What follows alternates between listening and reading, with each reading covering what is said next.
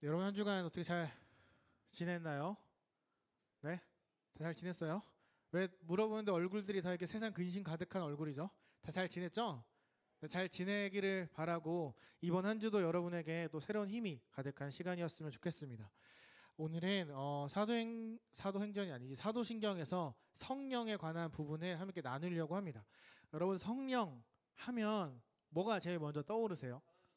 하나님의 영 좋아요. 또 성령 하면 또 뭐가 떠오르시나요? 불. 그래요. 불. 또 뭐가 떠올라요? 어? 검?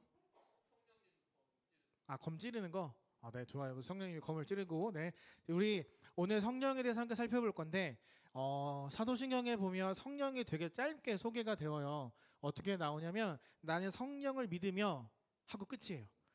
근데 잘 보면 우리 12가지의 고백이 있다고 했고 또 성자 예수님에 대한 고백이 6가지가 있었는데 예수님에 대한 고백이 딱 끝나고 성령이 드디어 등장하는데 딱 하나 그리고 정말 짧은 문장 나는 성령을 믿으며 왜 이렇게 성령님에 대한 소개가 짧을까요?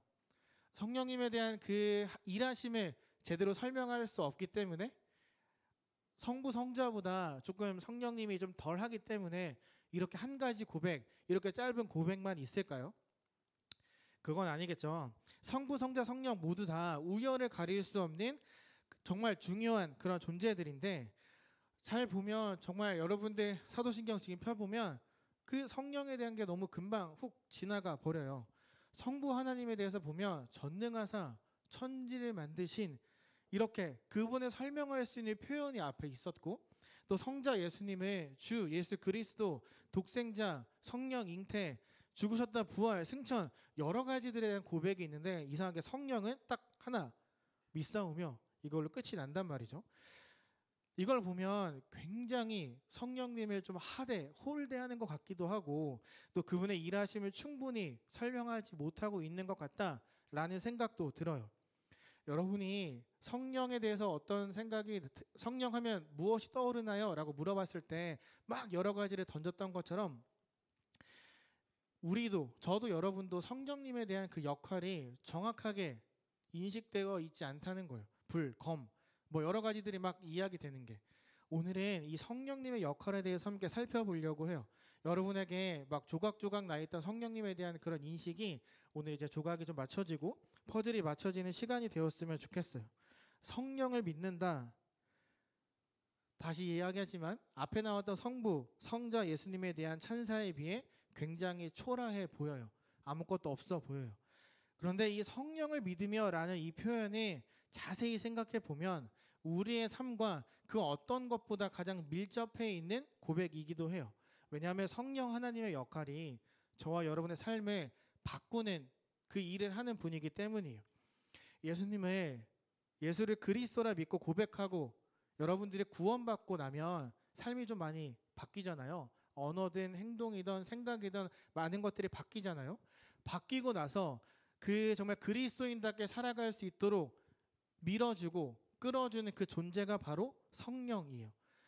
나는 성령을 믿으며 라는 고백 되게 짧지만 그 뒤에 나오는 4가지 고백을 잘 살펴보면 얼마나 이 성령 하나님이 우리의 삶과 밀접한 관계가 있는지 알 수 있어요. 여러분 성경책 있으면 혹시 맨 앞에 한번 펴볼래요? 거기에 보면 이렇게 나와 있어요. 제가 사도신경 처음 나눌 때 크레도인 데움 나는 믿는다라고 선포하면서 사도신경을 시작을 했어요. 이 성령을 믿으며 이거는 크레도 믿는다라는 고백 이후에 4가지가 등장을 하는데 첫 번째는 거룩한 공교회, 두 번째는 성도가 서로 교통하는 것, 세 번째 죄를 용서받는 것, 네 번째 몸의 부활과 영생을 믿는다. 이 연달아 나오는 이 4가지 고백이 바로 우리가 믿는 성령 하나님의 역할을 보여주고 있는 거예요. 물론 앞에 있는 거룩한 공교회와 성도의 그런 교통, 교제는 믿음의 우리의 고백으로 볼 수 있지만 그 믿음의 고백을 이끄는 존재가 바로 성령 하나님이라는 걸 이 사도신경이 우리에게 말해주고 있는 거예요. 성령 하면 막 떠오르지 않고 두루뭉술했던 그분의 역할이 지금 이렇게 4가지로 명료하게 우리에게 설명하고 있는 거죠. 그러니까 우리가 고백하고 있던 나는 성령을 믿으며 성령을 믿사오며란 이 고백은 내 삶에 일하시는 성령 하나님을 내가 믿습니다 라는 고백과 같은 거예요. 성부, 성자, 다 나의 삶과 연관이 있지만 여러분의 마음속에서 내주하시면서 일하시는 성령님이 가장 우리의 삶과 밀접한 관계가 있어요. 그러니까 얼굴만 알아서 안녕 이렇게 인사하고 끝나는 관계가 아니라 정말 우리 삶에 깊숙하게 들어오셔서 그 누구보다도 친한 관계를 유지하고 있는 분이 바로 성령 하나님이에요. 물론 나는 성령님과 친하지 않을 수 있어요. 성령님만 우리랑 친할 수 있어요. 왜냐하면 우리가 성령 하나님을 별로 의식하지 않고 살아가기 때문에 성령님이 되게 먼 존재처럼 느껴지는 거죠. 성령님의 역할이 정말 다양한데 몇 가지만 나눠보려고 해요. 그 예수님께서 올라가시면서 이제 보혜사 성령을 보내주겠다라고 말씀하셨거든요. 여러분 보혜사란 말 혹시 알아요? 무슨 뜻인지 알겠어요? 보혜사? 우리 이런 말 잘 안 쓰잖아요. 보혜사. 다시 내려온다. 비슷했지만 아니에요. 보혜사. 이거를 헬라어로 이야기하면 조금 더 그 의미가 쉽게 다가오는데 파라클레토스라는 헬라어거든요. 근데 파라가 곁에라는 뜻이고 클레토스는 누군가를 돕기 위해 부름받은 이란 뜻이에요. 그러니까 이제 보혜사, 성령님의 역할을 말하는 그 보혜사의 뜻은 누군가를 곁에서 돕기 위해 부름받은 이란 뜻을 갖고 있는 거죠. 그러니까 여러분 마음속에 있는 그 성령님을 여러분을 돕기 위해 부름받아 그곳에 있는 존재, 그게 바로 성령님이라는 거예요. 그 이름의 뜻처럼 정말 우리 마음속에 우리와 함께 늘 하고 계시죠.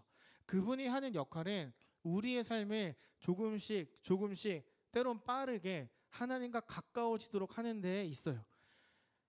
우리와 함께 하신다, 이 말의 뜻은 예수님께서 이 땅에 오셔서 하셨던 3년간의 그 사역을 성령님이 이어받으셨다라는 것과도 같아요. 그러니까 우리 마음속에서 성령님은 늘 예수님이 하셨던 것처럼 우리의 심령을 깨우고 우리에게 하나님과 더 가까워지도록 만들고 말씀이 이해되도록 하고 우리의 삶이 조금씩 변화하도록 일하고 있는 존재, 그분이 바로 성령님이라는 거죠. 그러니까 왜 여러분 원박이 기도하잖아요. 원하고 바라고 기도합니다. 거기 보면 그분의 뜻이 나의 뜻이 되기를, 그분의 마음이 나의 마음이 되기를, 이렇게 여러분 찬양했잖아요. 예전에 했었잖아요. 그렇죠? 그 고백이 바로 내 안에 있는 성령님과 내가 함께 살아가기를 원합니다 라는 고백이에요. 제가 저번에 무협지 이야기를 했는데 무협지에 보면 그 무공을 이렇게 수련하는 사람들이 원하는 경지가 있어요. 신검하빌이라고, 검이 없어도 검이 있는 것처럼 그렇게 막 하는 그 신검하빌의 경지에 오르기를 원하거든요. 근데 이게 허무맹랑한 이야기가 아니라 우리가 잘 알고 있는 검도도 신검하빌의 그 경지에 오르기 위해서 사람들이 막 수련을 해요. 신검하빌, 내가 이 검과 하나가 된다는 의미겠죠. 그렇게 되려면 어떻게 해야겠어요? 엄청나게 많은 수련과 부단한 노력이 필요하겠죠. 여러분, 손흥민이 EPL 득점왕했잖아요. 쉽게 했을까요? 그냥 몸에 퉁 쳐서 골 넣고 막 다 주워 먹어서 넣었을까요? 아니죠. 박지성이 맨유에서 한 10년 있었잖아요. 맞나? 하여튼 꽤 오래 있었잖아요. 어떻게 그 맨유에서 버틸 수 있었겠어요? 미친 듯한 노력과 훈련, 반복된 절제의 삶을 살았기 때문에 그 클래스를 계속 유지했던 거 아닐까요? 세상이 말하는 어떤 것과 하나가 된다는 건, 내가 어떠한 경지에 오른다는 건, 최고에 오른다는 건 바로 저와 여러분이 좋아하는 걸 포기하고 먹는 것도 끊고 정말 미친 듯이 매달려야지만 그 하빌, 어떤 최고의 경지에 오를 수 있다라고 이야기를 하거든요. 자, 그럼 여러분 이거를 성령님한테 한번 대입해 봅시다. 여러분, 성령님과 하나 되기 위해서 여러분 뭐 따로 노력한 거 있나요? 여러분이 공부하는 이유가 있겠죠. 직장에서 무엇인가를 이루고 싶은 목표가 있겠죠. 그걸 이루기 위해서 분명히 열심히 노력들 할 거란 말이에요. 그럼 여러분 성령님과 하나 되기 위해서 뭐 노력했던 거 따로 있어요? 반대로 성령님께서 여러분에게 너 나랑 하나가 되고 싶으면 자 지금부터 10만 시간 명상해. 너 하루에 5개씩 착한 일 해. 기도 1만 시간 좀 해볼래? 예배 시간에 졸지 말고 자 눈을 크게 뜨고 바라봐. 이런 말씀 하시던가요? 안 하셨죠? 그렇죠? 세상에서 말하는 어떠한 경지에 오르는 건 우리의 노력이 필요해요. 하지만 성령님과 하나 되는 그 경지에 오르는 건 여러분의 노력이 크게 필요가 없어요. 왜냐하면 성령님이 여러분의 마음속에 있다는 것, 그거 자체가 이미 성령님과 하나가 되었다는 거거든요. 여러분이 그냥 믿기만 했을 뿐이에요. 예수님을 나의 구세주로 믿기만 했을 뿐인데 성령님이 딱 찾아오셔서 성령님과 여러분이 딱 하나, 연합을 이루게 된 거죠. 우리가 구원만 거저받은 게 아니라 성령도 거저받았어요. 그래서인지 우리 성령님에 대해서 너무 쉽게 생각하고 간단하게 생각하고 소중하게 생각하지 않고 살아갈 때가 많은 것 같아요. 우리가 구원이 취소가 되지 않는 것처럼 성령님이 여러분의 마음속에 늘 계시는데 우린 그걸 까먹고 살아갈 때가 더 많다는 거죠. 그래서 이 안에 계신 성령님께서 우리에게 계속해서 가르치시는 거예요. 예수님께서 하셨던 그 일들, 우리를 위해 하셨던 그 수많은 하나님의 모든 계획들을 계속 생각나게 하는 거예요. 그래서 우리가 어떠한 노력도 없이 하나님과 합일, 연합되는 경지에 올랐어요. 근데 우리가 그걸 알아차리지 못한다는 거죠. 내 멋대로 막 살아가고 내 생각, 내 판단이 더 앞설 때가 많으니까. 그때마다 성령님이 여러분의 마음속에서 계속해서 말씀하시는 거예요. 하나님의 말씀이 떠오르게 하고 내가 걸어가고 있는 이 방향과 선택이 잘못되었다라는 것들을 끊임없이 이 마음속에서 알려주시는 거예요. 그걸 깨닫는 것, 그게 바로 하나, 합일, 연합된 것과 마찬가지예요. 그럼 왜 예수님께서, 성령님께서 여러분의 마음속에서 끊임없이 그 일을 하고 계실까요? 내가 그렇게 일하는 걸 알아달라고, 눈치 좀 채라고, 야, 너 좀 눈치가 있으면 좀 알아차리고 나한테 고맙다고 좀 해라, 이렇게 말하기 위해서 성령님이 계속 일하고 계실까요? 그건 아니겠죠. 여러분이 받은 그 구원이 결코 번복되지 않고 그 구원해 주신 하나님 앞에 감사하라고 끊임없이 일하고 계시는 거예요. 늘 이야기하죠. 세상은 하나님이 아닌 다른 것들을 여러분에게 주입시키고 있다고. 우리의 모든 영역이 세상의 것으로 물들어가도록 세상의 모든 문화가 우리에게 다가오고 있다고 이야기를 하죠. 그때 성령님이 일하시는 거예요. 여러분에게 세상에 넘어가지 마라, 물들지 마라, 세상처럼 살아가선 안 된다. 여러분의 마음속에서 어떻게 보면 듣지도 않는 나를 향해서 공허한 외침을 끊임없이 막 쏟아내고 계신 것일지도 몰라요. 하나님이, 성령님이 내 안에서 그렇게 나에게 이야기하시는데 내가 그걸 알아차리지 못하고 내 마음대로 살아가며 성령님을 잊고 살아간다면 내 안에서 역사하시는 그 성령님의 일하심은 헛된 것이 되고 말 거라고 저는 생각을 해요. 지금도 어쩌면 여러분의 마음속에서 성령님이 외치고 있을 수 있어요. 눈 떠. 피곤한 거 알겠는데 눈을 좀 떠라. 그리고 좀 들어라. 너의 주위에 있는 사람들을 보면서 도전을 받아라. 내가 너를 얼마나 사랑하고 있는지 좀 깨달아라. 이렇게 말씀하시면서 여러분의 마음속에서 계속 외치고 있을지 몰라요. 그렇게 여러분의 마음속에서 성령님이 계속 일하고 계시는 거죠.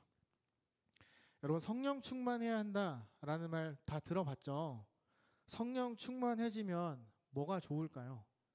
성령 충만한 삶을 살면 나한테 어떤 좋은 게 있을까요? 사실 성령 충만한 살면 여러분은 되게 피곤해지거든요. 근데 옆에 사람들이 여러분을 보고 예수님을 떠올릴 거예요. 여러분의 모습을 보고 예수님이란 그 신이 진짜 있나 보다 라고 생각하게 될 거예요. 그리고 여러분도 성령 충만의 기쁨을 혼자만 누리지 않고 다른 사람들에게 분명히 나누어 줄 거예요. 성령은 우리에게 이렇게 말해요. 술 취하지 말라. 이는 방탕한 것이니 오직 성령으로 충만함을 받으라. 내 안에 이미 들어와 있는 것, 절대 나와 떨어질 수 없는 성령, 그분의 외침에 귀를 기울이고 그분을 수단 삼아서 충만한 삶을 살라고 이야기를 하는 거예요. 성령으로 충만한 삶을 살아라. 다른 주님으로 가득한 삶을 살지 말아라 라고 말씀하시는 거죠. 여러분, 다른 주님으로 여러분의 오장육부를 채우고 알코올로 충만해져서 담대한 삶 살아가지 말고 이 말씀처럼 성령으로 충만한 삶을 여러분들이 살아갔으면 좋겠어요. 여러분, 좀 불편한 이야기 하나 할게요. 여기에 술 많이 마시는 거 알아요? 마시는 사람 많다는 거 알아요? 정죄하려는 거 아니니까 마음에 부담을 갖지 마세요. 오해하지 마세요. 정말 다양하게 우리 청년들이 어디에서 술을 마시고 있어요? 라는 이야기들을 저에게 많이들 하세요. 여기 갔는데 청년들이 모여서 마시고 있더라고요. 혹시 아세요? 목사님 알고 계셨나요? 라는 말씀 많이 하세요. 이 친구가 교회에서 뭘 하는데 걔가 거기에 있더라고요. 이런 말씀들을 많이 하세요. 하지만 전 그들에게 연락해서 따로 말한 적이 없어요. 저는 그저 기도할 뿐이에요. 이렇게 기도하는 거죠. 하나님, 이 친구가 지금은 성령님보다 하나님보다 또 다른 주님을 너무 사랑해서 그 주님으로 가득한 삶을 살아가고 있는데요. 그 주님이 다른 주님으로 바뀔 수 있게 해주세요. 청년들 마음속에 있는 그 주님이 그 알코올이 충만한 게 아니라 하나님으로 충만할 수 있도록 해주세요. 술 많이 마시고 토하고 아파서 다시는 그거 쳐다도 보지 않게 해주세요 라고 기도할 뿐이에요. 여러분들에게 따로 불러서 이야기하지 않는 이유는 여러분들이 스스로 깨달아야 끊을 거라 생각하기 때문에, 물론 그게 과해지면 제가 찾아가겠죠. 성령으로 충만한 삶이 아닌 알코올로 충만한 삶의 끝은요, 알코올이 아니라 성령님 말고 다른 것들로 가득 찬 삶을 살잖아요. 그리고 죽어서 하나님 앞에 가잖아요. 진짜 비참한 우리의 그 심판의 날이 되는 거예요. 너무나도 부끄럽게 성령님이 아닌 다른 것들로 가득 채워서 살다가 내가 죽어서 심판대에 딱 갔는데, 그런 나를 위해서 성령님이, 예수님이 심판대 앞에 딱 서서 이야기하시는 거예요. 얘 무죄예요. 얘 나를 믿고 구원받았어요. 이렇게 여러분을 변호하실 거예요. 솔직히 그분이 저를 변호할 필요 없잖아요. 그분이 우리를 위해 죽으셨고 구원해 주셨고 모든 걸 다 하셨고 우리가 믿었는데, 사실 삶을 마음대로 살아간 건 나의 선택이었잖아요. 하나님이 다른 것들로 가득 채우고 살아갔던 건 내 선택인데, 그 선택마저도 예수님이 책임지려고 심판대 앞에 서서 나를 위해 변호하시는 거예요. 얘는 무죄라고, 얘는 잘못 하나도 하지 않았다고, 얘는 열심히 살았을 뿐이라고. 그분이 그곳에서 여러분이 변호할 거란 말이에요. 무참하게 죽은 예수님이, 비참하게 죽은 그분이 멋대로 살아가다가 죽어서 그 앞에 갔는데 또 나를 위해 그 앞에 서서 변호하신다는 거예요. 전 이거 생각할 때마다 진짜 비참하고 속상하거든요. 내가 선택한 삶이었는데, 내가 내 마음대로 편한 걸 선택하고 살다가 갔는데 왜 예수님이 그 앞에서 나를 대신해서 변호하셔야 되지? 라는 생각을 해요. 여러분 한번 생각해 보세요. 상상해 보세요. 내가 좋아서 선택한 삶의 결과에 예수님이 딱 서서 얘는 잘못한 게 없어요 라고 또 말씀하신다면, 여러분 그 앞에서 굉장히 미안한 마음 갖지 않을까요? 여러분 그걸 보면 어떤 느낌일 것 같아요? 저는 생각만 해도 너무 미안하고 죄송한 감정만 막 생기더라고요. 성령님은요, 지금 저와 여러분이 그 마지막 때에 그 심판대 앞에 서서 변호하는 예수님께 죄송하고 부끄러운 마음을 갖지 않도록 하기 위해서 지금 그 마음속에서 끊임없이 일하고 계시는 거예요. 잘못된 거야, 하나님으로부터 멀어지는 길이야, 그거는 죄야, 그렇게 하면 안 돼, 그렇게 하면 안 되니까 돌아서 라고 끊임없이 우리 마음속에서 일하고 있는 거죠. 그 마음속에서 이게 죄야 라고 말씀하시는 건 야 이 못난 놈아 하고 혼내기 위해서가 아니라, 너가 죄를 지어도 나는 너를 정죄하지 않을 거야. 나는 너를 위해 십자가에서 죽었어. 근데 내가 너를 왜 정죄하겠니? 다만 이게 죄라는 걸 알고 깨닫고 돌아오기를 바래. 힘을 내. 내가 있잖아. 그 말씀을 하기 위해서 성령님이 계속해서 일하고 계시는 거예요. 성령님은 우리의 삶과 정말 밀접하게 딱 붙어서 끊임없이 어떠한 변화를 위해서 계속 달려가고 계세요. 여러분 혹시 예수님 믿고 바뀐 여러분의 성격, 행동 좀 있나요? 있죠. 다들 있죠. 저도 있어요. 저는 욕쟁이였어요. 목사가 될 거라고 9살 때부터 이야기했지만 중학교 1학년 때 욕으로 시작해서 욕으로 끝나는 욕쟁이였어요. 내 친구 하나가 저한테 이렇게 이야기를 했어요. 야, 너 목사 된다며. 근데 왜 너 말만 하면 욕이냐? 이 얘기에 완전 충격을 받고, 아, 내가 이러면 안 되는구나 그때 깨달았어요. 그리고 그 해 예수님을 만나고 저는 그때, 지금도 물론 화가 나면 욕을 팍 하긴 하지만 그때처럼 욕쟁이는 아니에요. 계속 저도 뭔가 바뀌어 가고 있어요. 여러분들도 예수님 믿고 하나님 믿으면서 바뀌어가는 분명한 여러분들의 성격과 삶과 행동이 있을 거라고 생각을 해요. 보이지 않는 성령님께서 계속 쉬지 않고 일하고 계시는 거죠. 그런데 보이지 않는 성령님의 일하심이 여러분을 바꾸어 가고 있는 거예요. 보이지 않는 바람이 여러분 있다는 거 어떻게 알아요? 나뭇가지가 흔들릴 때 바람이 있구나. 그걸 여러분 깨닫잖아요. 그것처럼 보이지 않는 성령님을 통해 여러분이 계속 조금씩 변해가고 있다는 거예요. 여러분이 그 말과 행동과 삶의 변화를 가져온 건 여러분이 머리가 좀 자라서 어른이 되어서 조금 어떤 위치에 있기 때문에 말 조심하고 행동을 조심하는 게 아니에요. 그렇게 하도록 성령님이 계속해서 일하고 계시기 때문에 여러분이 나이가 먹어가면 먹어갈수록 믿음의 연수가 더해가면 더해갈수록 조심하고 행동하고 사랑하려고 하고 베풀려고 하는 거예요. 여러분 안에 있는 성령님 때문에 성령님이 계속해서 일하고 계시는 거죠. 여러분이 생각하는 것 이상으로 깊이 개입하셔서 우리에게 일하고 있어요. 여러분 혹시 성령 세례라는 말 들어봤어요? 성령 세례라는 말 들어봤나요? 이건 특정한 때에 받는 게 아니에요. 어떤 수련회나 부흥회 때 특별히 준비되어진 집회에만 받는 게 아니라 여러분들이 예수님을 그리스도라 고백한 그 순간 이미 여러분의 성령 세례를 받았어요. 딱 한 번 있는 단회적 사건이 바로 성령 세례예요. 그 성령 세례의 증거가 뭐냐면 예수님을 나의 구세주로 믿고 고백할 때 주어지는 은혜의 선물이에요. 나의 옛 자아가 죽어가고 죽고 새 자아가 살아나며 하나님의 아들과 딸이라는 새로운 정체성을 얻는 것, 그게 바로 성령 세례예요. 지나온 나의 모든 삶을 부인하고 이제부터 내가 하나님을 사랑하겠다 고백하는 그 순간 나에겐 주님밖에 없습니다. 주님 외에 나야 살아갈 수 없습니다 라고 고백할 그 첫 고백, 그때 이미 여러분의 성령 세례를 받은 거예요. 여러분 솔직히 우리 삶 자체가 기적 아닌가요? 세상에서 말하는 세상에 수많은 사람들이 있죠. 그 사람들은 보이는 실체가 있는 어떤 가치를 향해 열심히 달려가요. 근데 저와 여러분은 보이지 않는 어떤 실체를 향해서 그게 최고의 가치라 생각하고 달려가고 있잖아요. 세상은 우리를 향해 바보라고 이야기하지만 왜 이 날 좋은 날 교회 가서 저기 앉아 있고 힘들게 번 돈으로 헌금을 하고 있냐 이 바보들아 라고 이야기를 하지만 사실은 우리는 구원받은 사람들이잖아요. 그거 자체만으로도 저는 우리의 삶이 기적이라고 생각해요. 우리를 향해 바보라 말하는 그 사람들이 역으로 하나님을 모르는 안타까운 사람들이라는 거죠. 여러분은 성령 세례를 받은 사람이에요. 다시 말해 주님의 무한한 은혜로 하루하루 살아가고 있는 존재들이라는 거예요. 여러분들을 향해서 세상이 계속 외치고 괴롭히고 너 잘못됐다라고 괴롭히겠지만 거기에 상처 받지 않았으면 좋겠어요.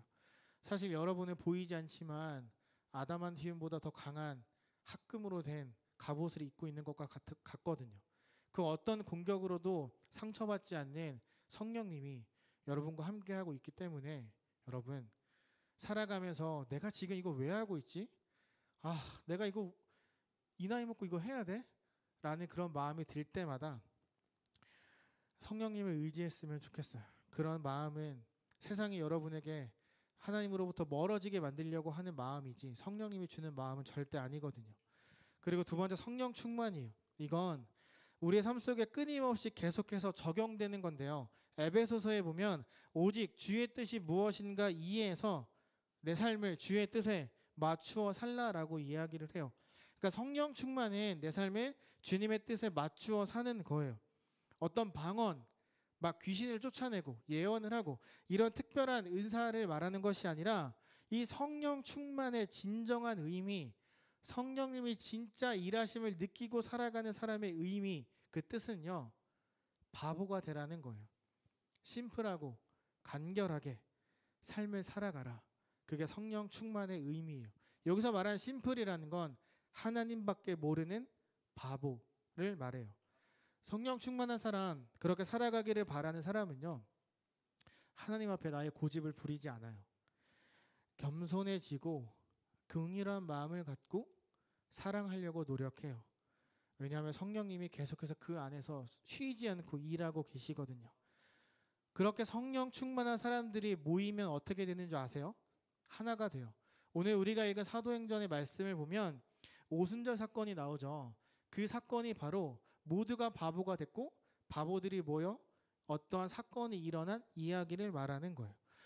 이 성령을 받은 사람들이 각기 다른 말을 하기 시작을 해요. 그러니까 방언을 하기 시작을 하죠. 처음에 사람들이 그걸 듣고 미쳤다라고 이야기를 해요. 왜냐하면 단 한 번도 들어본 적 없던 말들을 막 하기 때문이죠. 그런데 그들의 말이 미치지 않았다는 걸 증명해주는 사람들이 갑자기 등장을 해요.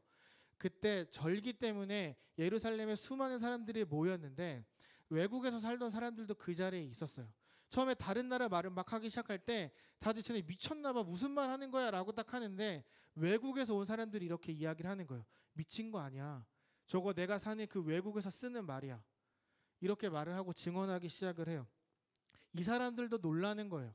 내가 사는 외국에서 얘네들이 단 한 번도 본 적이 없는데, 얘네가 그 언어를 공부한 걸 본 적이 없는데 막 다른 나라 말을 하는 걸 보면서 사람들이 모두가 다 깨어지기 시작을 하는 거예요. 도대체 이런 일이 어떻게 일어날 수 있는 걸까? 제가 어떻게 내가 사는 외국의 말을 할 수 있는 거지? 이렇게 생각하기 시작을 하는 거예요. 여러분, 성령 충만과 다른 나라의 말 무슨 관계가 있을까요? 제가 여러분에게 성령 충만하면 외국어를 정말 원어민처럼 잘할 수 있어요 라고 말하면 여러분 외국어 공부 안 하겠죠. 막 성경책만 읽겠죠. 성령 충만, 다른 나라 말, 이거는 중요한 의미가 있어요. 여러분, 원래 우리는 성경을 보면 한 조상, 한 언어를 쓰는 그런 조상들을 갖고 있었죠. 그러다가 바벨탑 사건 때문에 사람들이 바벨탑을 쌓다가 하나님께서 그들을 흩으시면서 각도 언어도 흩어버리셨단 말이에요. 그래서 사람들이 다 흩어져서 같은 나라 말을 쓰는 사람들끼리 모여 살게 되었는데, 흩으신 것처럼 하나님이 다시 모은다라는 그런 하나의 사인을 보내주신 것이 바로 이 성령 충만과 다른 나라 말 사용했던 이 사건이에요. 오순절 성령 강림 사건, 다양한 언어를 말할 수 있었던 건 이제 흩어졌던 사람들과 언어가 다시 하나가 되는 역사가 시작되었다는 걸 말하는 거예요. 각기 흩어져 살던 죄인들, 오해하고 대화가 되지 않아서 거리감을 느끼게 된 그들, 죽어서 지옥에 갈 수밖에 없었던 죄인이었던 우리들, 서로 알지 못하고 비난하며 죽어가던 우리를 하나님의 아들과 딸로 다시 묶어주겠노라고, 한 가족으로 다시 부르겠다고 하나님이 보여주신 그 역사의 사건이 바로 오순절 성령 강림 사건이에요.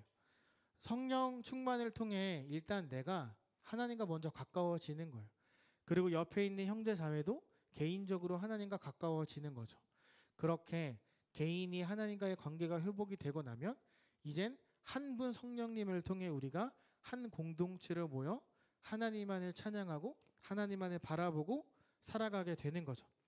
성령으로 내가 하나님과 하나가 되었고, 성령으로 나와 내 옆 사람과 하나가 되어가는 삶, 한 가족이 되는 것, 그것이 바로 성령 충만이에요.